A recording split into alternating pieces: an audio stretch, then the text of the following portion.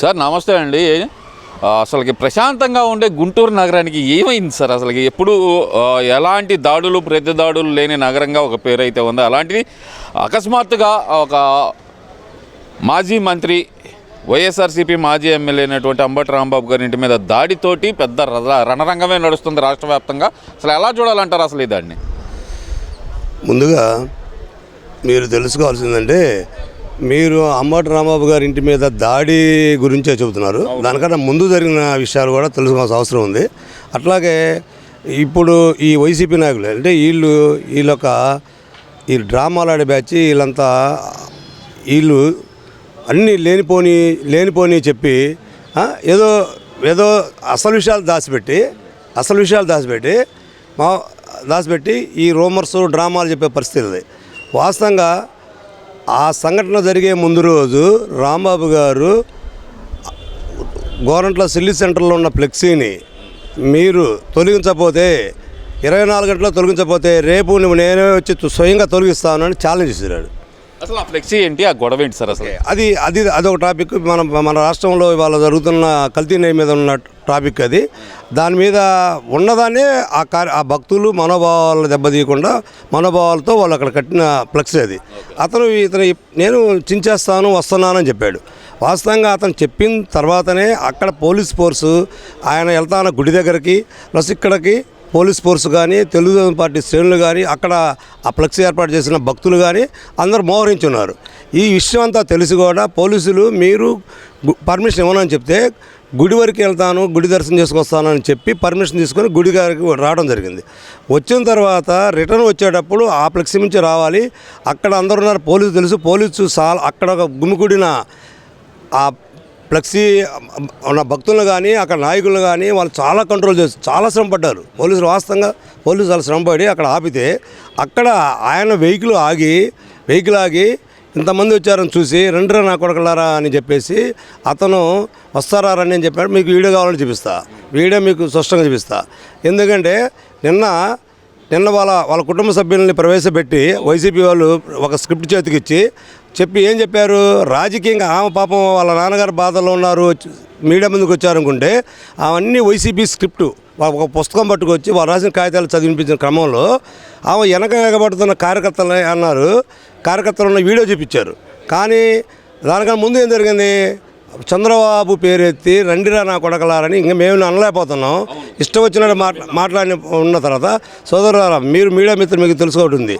వాళ్ళ కాన్వాయ్లో వెళ్తూ మీ మీడియా మిత్రుడు ఒకడు కాన్వాయ్కి గుద్ది పక్కన పడిపోయాడు. అతను పట్టించుకున్నారో లేదో తెలియని పరిస్థితి. ఇవాళ కాన్వాయ్లో పడ్డ విలేకరు సోదరుడు కెమెరామెన్ ఎక్కడున్నాడు కూడా మరి నాకైతే ఐడియా లేదు, మీ అందరూ తెలుసో తెలియదు. అట్లా కాన్వాయ్ గుద్ది పడిపోయిన విలేకరును కూడా పరిస్థితి తెలుసుకున్న పరిస్థితిలో ఇంటికి వెళ్ళిన తర్వాత సాయంత్రం 4-5 వీళ్ళు ఏం చెప్తున్నారు, నిజం తెలుసుకున్నాడు, తప్పు తెలుసుకున్నాడు. తప్పులో భాగంగా ఏం చెప్పాడు, అట్లా అనకూడదు అని చెప్తున్నాడు. అనకూడదని చెప్పా కానీ నువ్వు ఇంకేం చెప్పావు, నీలో ప్రాయచిత్వం ఎక్కడుంది, నువ్వేడా నేను ప్రాయచిత్వంగా నేను తప్పు చేశానని దాని మీద ఎవరు నువ్వు బాబు గారి పేరు చెప్పి తిట్టి ఎంత లొలగరా మాట్లాడి ఇవాళ ఆ తిట్టుతో నువ్వు తెలుగుదేశం పార్టీ నాయకులు కార్యకర్తల మనోభావాలు దెబ్బతీసే పరిస్థితి తెచ్చుకుంది. గిల్లికింది నువ్వు రెచ్చగొట్టితే ఎవరు ఆగరు, నిన్ను తిడితే నువ్వు ఆగే పరిస్థితి ఉండదు. అట్లా మనోభావాలు దెబ్బతీసేట్టు ఉన్నా కాబట్టి ఈ గొడవ కారణం పార్టీ కార్యకర్తలు భక్తుల మనోభావాలు దెబ్బతీసి వాళ్ళు ఇంటిమెంట్కి వెళ్ళాలి తప్ప ఎవరు అతను కావాలని చేస్తున్నారు. కానీ ఇప్పుడు ఏంది, వైసీపీ వాళ్ళు డ్రామాలు కులాలు ఇక్కడ నేను అదే అడగాలనుకుంటున్నాను. కాపు కులాన్ని టార్గెట్ చేసిన చంద్రబాబు నాయుడు అంటూ ఒక వర్గాన్ని రెచ్చగొట్టే ప్రయత్నం ఎందుకు జరుగుతుంది అనుకోవాలంటారు అసలుకి? సోదరా, ముఖ్యంగా నేను కూడా తెలుగులో కాపు నాయకుడిని. నేను గుంటూరు పట్టణంలో కాపు కుల సంఘం మా కాపు కుల సంఘాల్లో పనిచేసినోడిని. కాపు కోసం ఎక్కడనే పనిచేసి ఇప్పుడు దాకా నేను జిల్లా పార్టీలో మొన్నటి వరకు నేను జిల్లా పార్టీ ఆర్గనైజ్ సెక్రటరీగా పనిచేసినవాడిని. కులాల గురించి నాకు తెలుసు, నేను మాట్లాడుతున్నా. మీరు ఈ టైంలో కులం గురించి ఎత్తాల్సిన అవసరం మీకు లేదు. ఇది ఏంటంటే డ్రామా, ఇదేదో వైసీపీ డ్రామా. కులాన్ని అతను ఏ రోజు కూడా కులానికి చేసింది లేదు. మా కులాన్ని కించపరిచి మాట్లాడిన తర్వాత నా వీడియోల దగ్గర ఉన్నాయి. మా కులం వాళ్ళు తాగుబోతులు ఆవేశపరులు మా వాళ్ళు అది అని మాట్లాడినప్పుడే అతన్ని మేము మా కులాన్ని మా సొంత కులాన్ని తిట్టుకుంటామండి. ఇప్పుడు అది మళ్ళీ ఏమంటున్నారు, బిట్లు కట్ చేసి ఒకదానికి అతికిచ్చారు అని చెబుతున్నారు కదా. వీడియో ఉందండి, మీకు కావాలని చూపిస్తా, మీకు ఓపెన్ వీడియో చూపిస్తా. ఒకసారి వినిపిండి చూద్దాం. అసలు ఇదంతా మార్పుడి వీడియో కట్ చేసి కట్ అండ్ పేస్ట్ అనే మాట కూడా అంటున్నారు కదా. మరి ఒక్క నిమిషం అండి, ఒక్క నిమిషం.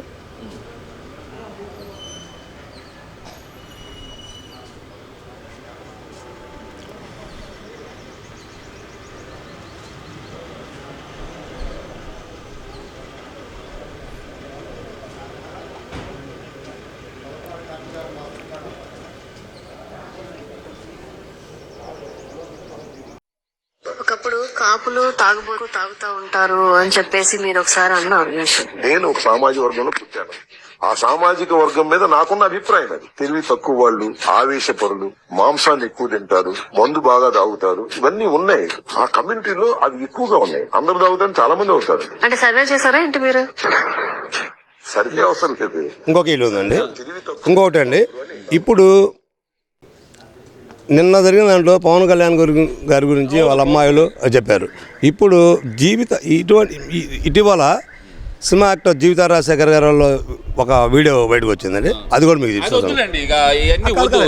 కాదండి. ఎందుకంటే పవన్ కళ్యాణ్ గారిని మీరు కూడా కాపులే కదా మమ్మల్ని చూడండి అంటే, పవన్ కళ్యాణ్ గారిని మీ నాన్నగారు ఏ విధంగా తిట్టారు, 20 ఏళ్ళు పెట్టి తిట్టారు. ఇప్పుడు జీవిత గారు చెప్పిన మాట ఏంటంటే, చిరంజీవి గారిని తిట్టిన దాకా రాంబాబు గారు మమ్మల్ని ఒత్తిడి చేసి ప్రెస్ మీట్ పెట్టిన దాకా మమ్మల్ని ఫాలో చేసి మమ్మల్ని ఒత్తిడి చేశారు.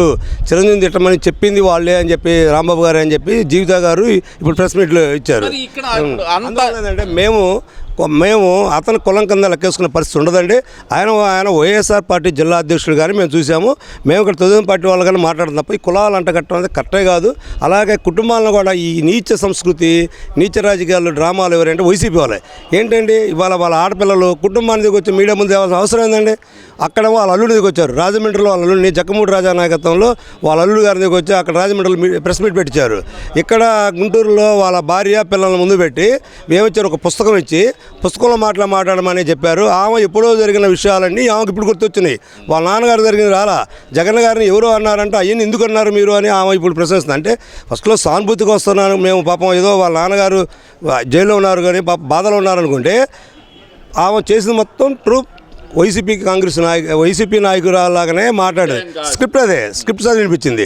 కాబట్టి ఇక్కడ కులాల మధ్య గొడవ పెట్టడానికి పవన్ కళ్యాణ్ గారిని ముందుకు లాగడానికి ప్రధాన కారణం ఏదైతే గనక కూటమి విచ్ఛిన్నం చేయడంలో భాగంలోనే ముందడుగు వేస్తున్నారు అనుకోవాలంటారు ఈ వైసీపీ నాయకులు. సార్ నేను అనుకున్నా ఇక్కడ ఏం జరగదండి. ఎందుకంటే అతను కాపు కులంలో వ్యక్తిగా రాంబాబు గారిని గుర్తించే పరిస్థితి లేదు. అందరూ కాపులు అనేవాళ్ళు కూటమి వైపే ఉన్నారు. అట్లానే ఇంకా ఏదన్నా మంచి వాళ్ళు ఉన్నారంటే వాళ్ళు వేరు. కానీ ఇతను కులానికి సంబంధించిన ఎటువంటి చేసిన లేదు.